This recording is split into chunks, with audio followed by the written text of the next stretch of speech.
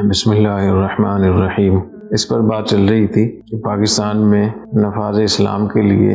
اور اسلام دینی اقدار اور شعائر کی حفاظت کے لیے ہمیں کیا کرنا چاہیے، کون سا طریقہ اختیار کرنا چاہیے۔ پیغام پاکستان کے بعد نوجوان خاص طور پہ پوچھتے ہیں کہ پھر ہمیں کیا کرنا ہوگا۔ شیخ الاسلام حضرت مفتی محمد تقی عثمانی دامت برکاتہم،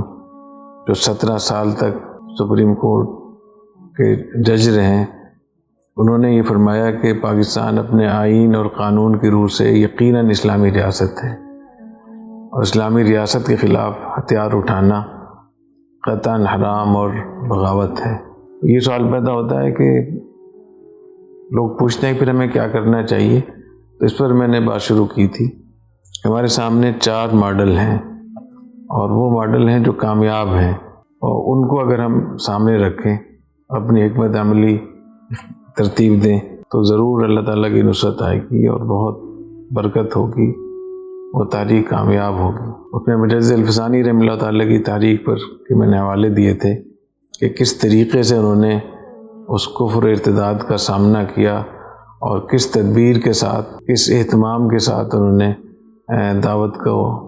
مرتب کیا، اور وہ کامیاب ہوئے۔ اس کے نتیجے میں پورا بر صغیر بہت بڑے فتنے سے بچ گیا۔ اس کی تطبیق، مجدد الفسانی رحمۃ اللہ علیہ کی تحریک کی تطبیق پاکستان میں کیسے ہوگی، یعنی پاکستان میں اس پہ ہم لاگو کریں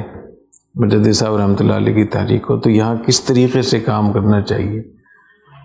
تو جیسے مجدد صاحب نے یہ فیصلہ کیا تھا کہ وہ خود اقتدار میں نہیں آئیں گے،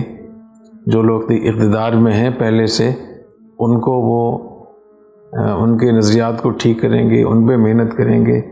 اور انہی سے کام لیں گے۔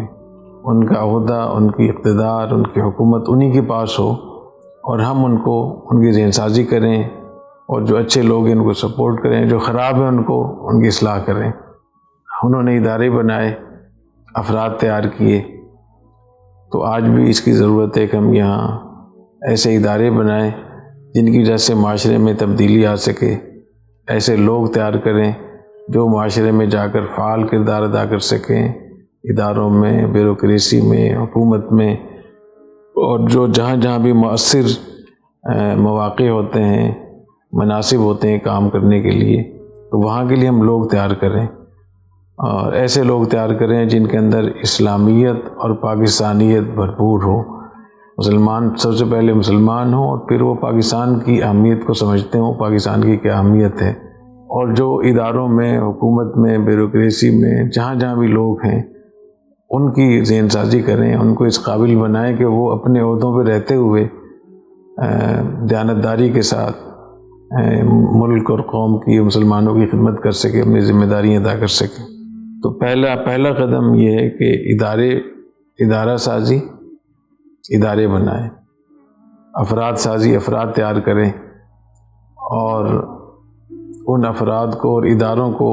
صحیح رخ پہ چلانے کے لیے دستور ہونا چاہیے، دستور منشور ہونا چاہیے، نصاب اور قانون ہونا چاہیے، تاکہ وہ صحیح رخ پہ چل سکیں۔ یہ بنیادی طور پہ 3 چیزوں کی ضرورت ہے: افراد سازی، ادارہ سازی، اور نصاب اور قانون سازی۔ دوسرے درجے میں یہ کہ جہاں جہاں لوگ ہیں ان کے پاس آپ پہنچیں، ان کو ڈھونڈیں، اس ملک میں اچھے لوگ کون ہیں، دیانتدار لوگ کون ہیں، اس ملک سے اور اسلام سے مخلص لوگ کون ہیں، اور ان کو سپورٹ کریں، ان کی حوصلہ افزائی کریں، اور جو غلط راستے پہ چل رہے ہیں ان کی اصلاح کے لیے کوشش کریں، اور دعاؤں کا اہتمام کریں۔ ان کی اصلاح کے لیے کیسی کوششیں ہونی چاہیے، میں اس کی ایک مثال دیتا ہوں کہ مولانا طارق جمیل صاحب، جو ہندوستان کے ایک بڑے اداکار ہیں، عامر خان، وہ حج پہ آئے ہوئے تھے۔ تو ایک دن میں نے ان کو پیغام بھیجا کہ میں ملنا چاہتا ہوں، تو ان کا فجر کے بعد مل لیں گے۔ تو ان کے جو مولانا تھے، مولانا عبید اللہ صاحب، جو ان کے مدرسۃ الحسنین، جامعۃ الحسنین کے محتمم ہیں اور میرے دوست ہیں، تو انہوں نے مجھے صبح کہا کہ مولانا اچانک مدینہ منورہ چلے گئے، کیونکہ عامر خان کو انہوں نے پیغام دیا ہوا تک مجھے وقت چاہیے، میں آدھا گھنٹہ آپ سے ملنا چاہتا ہوں۔ تو انہوں نے وقت دے دیا تھا، تو وہ اچانک یہاں سے مکہ مکرمہ سے مدینہ منورہ چلے گئے، اور مجھے انہوں نے بتایا کہ آج مولانا نے ساری رات مصلی پر کھڑے ہو کر اور سجدے میں گزاری ہے، اور بہت دعائیں کی ہیں ساری رات اس کے لیے۔ تو یہ جذبہ ہونا چاہیے کسی کو اصلاح کرنے کی، کسی کو راہ راست پہ لانے کے لیے۔ جب اتنی محنت اور کوشش ہوتی ہے تو اللہ تعالیٰ کی رحمت متوجہ ہوتی ہے۔ تو جو لوگ راہ راست پہ نہیں ہیں ان کو راہ راست پہ لانے کے لیے ان کے ساتھ حریفانہ معاملہ کرنا اور ان کو اپنا دشمن بنانا، ان کو گالم گلوچ کرنا، ان کے ساتھ سب و ستم کرنا، ان کی بے عزتی کرنا، ان کو حقیر سمجھنا اور ان کو بدنام کرنا، ان کی پردہ دری کرنا، یہ بالکل اسلامی تعلیمات کے منافی ہے۔ داعی کبھی بھی ایسا نہیں کر سکتا، تو اس کا ہمیں اہتمام کرنا چاہیے۔ تیسرے نمبر پہ یہ کہ جو ادارے بنے ہوئے ہیں، جو آئین اور قانون میں جتنی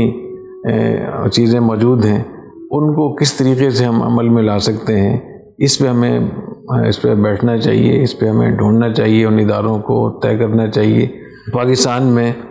جنرل ضیاء الحق مرحوم کے دور سے، اس سے بھی پہلے 73 کے آئین میں قرارداد مقاصد کو شامل کیا گیا، اسلامی ذاتی کونسل بنائی گئی، اسلامی یونیورسٹی اسلام آباد اس کو اسی مقصد کے لیے فعال کیا گیا تھا تاکہ یہاں اسلامائزیشن ہو، یہاں لوگ تیار ہوں۔ تو اس طریقے سے پاکستان میں جو آئین ہے، آئین کا ایک بیشتر حصہ وہ بالکل اسلام کے مطابق ہے۔ کچھ حصے اس کے ایسے ہیں جو خلاف شرع ہیں، اور ان کو ٹھیک کرنے کے لیے خود آئین میں شق موجود ہے۔ آرٹیکل 2 جو ہے